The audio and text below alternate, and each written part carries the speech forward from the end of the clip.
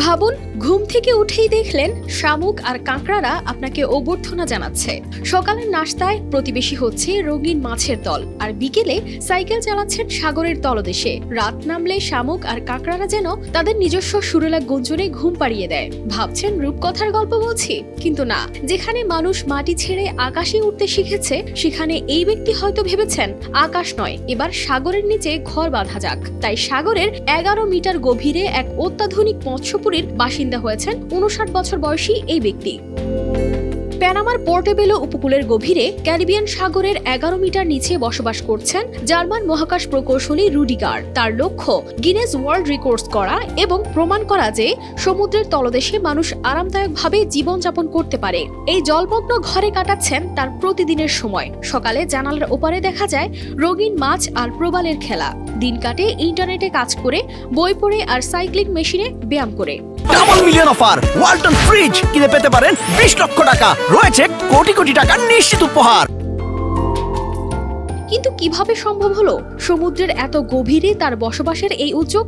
মূলত রুডিগারের থাকার জায়গাটি একটি বিশেষ ক্যাপসুল। এটি সমুদ্রের গভীরে জীবনযাপনের জন্য তৈরি একটি স্বয়ংসম্পূর্ণ বাসস্থান। এটি এমনভাবে ডিজাইন করা হয়েছে যাতে মানুষের দৈনন্দিন জীবনের চাহিদা মেটানো সম্ভব হয় এবং দীর্ঘ সময় সমুদ্রের নিচে থাকা যায়। তার চারপাশে নিরাপত্তার দায়িত্বে রয়েছে একটি দল, যারা সার্বক্ষণিক বিদ্যুৎ সরবরাহ নিশ্চিত করে ও তার দৈনন্দিন প্রয়োজন পূরণে সহায়তা করে।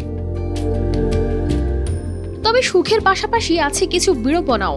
রুডিগার সূর্যের আলো পান না বলে তাকে প্রতিদিন ভিটামিন ডি সাপ্লিমেন্ট নিতে হয়। এছাড়াও বাইরে ডুব সাঁতার কাটতে তার ইচ্ছে হলেও এখনো তার ক্যাপসুলে একটি ডুব সাঁতারের জন্য দরজা বা এয়ারলক নেই।